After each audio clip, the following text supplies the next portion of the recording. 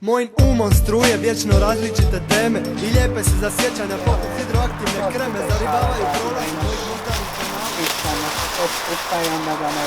A ima plazme? Ali ipak provjeriti. Most of the volunteers are women. Everything is like self-organized and a bit guerrilla. Believe it or not, we actually have a system here. There is males' clothes, children's clothes. There is a system. I think it's somewhere 270,000 people. Just across Croatia. It was like approximately 3,000 to 4,000 people every day, every night.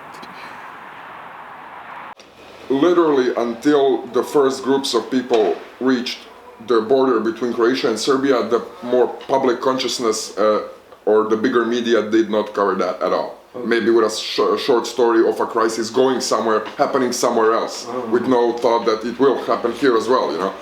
So the official response was very slow. You always need like socks, jackets.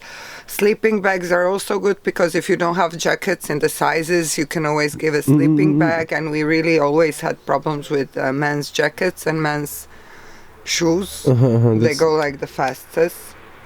Then hygiene, you know, wet wipes are always useful, but there was also a lot of shit. Like you get summer dresses. One girl opened a box of sexy underwear, and then you get high heels. And you start wondering, do people think at all? If Europe decides, they could get transferred like this without having to go through all this. And what they're going is really non-human. It's very degrading for a human being because these are people who had their own lives. You know, you get surprised when you see someone going through this and then taking care of his beard or doing her makeup, which is normal because they are human beings and they have this need to act normally, but they cannot because it's taken away from them. And it's, I think, very, very shameful that Europe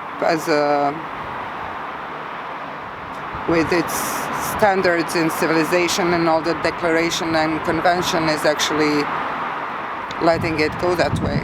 It's not that no one is doing anything, but it's not, you know, that much of a fuss over there because it's just happening, you know, it's not in their own backyard. So it's different. Okay.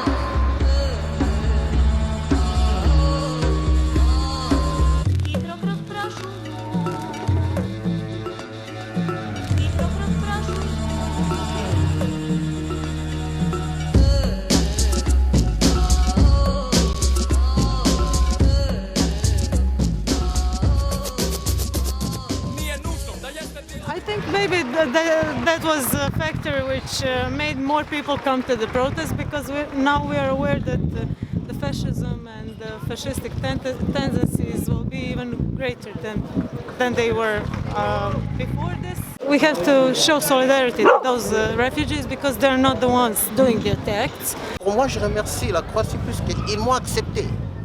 Ils nous ont accepté, pas celle qui est. Moi, avec mon pote, on n'est pas le seul. On est à peu près nombreux, tu vois. Il nous a donné tout ce qu'on nous a demandé, malgré qu'il y a des petits.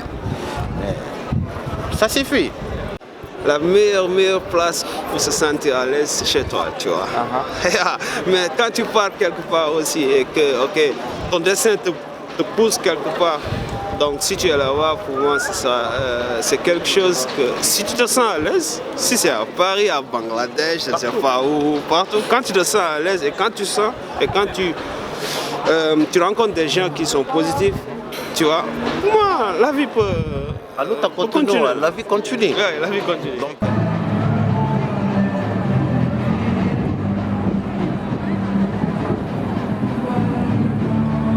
Some of the people do remember how it was during the war and have some experience, either their personal experience or know somebody that was a refugee. or had an experience of, knowing refugees that came to Croatia during the war. So I think this is it is a bit easier for us to relate with this situation. When we go to deal food and blankets, this is not just doing that. This is also, monitoring what the institutions are doing.